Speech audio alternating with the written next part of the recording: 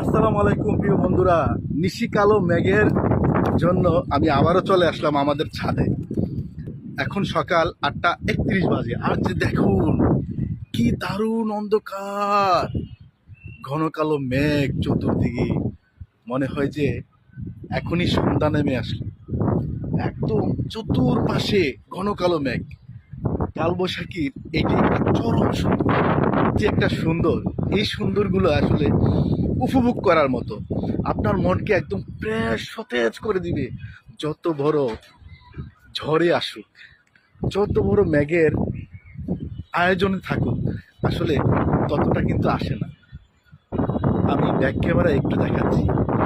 চতুর্দিকে অন্ধকার, এই যে দেখেন মেঘগুলো কত স্পিডে ছুটাছুটি করতেছে, একদম অন্ধকার।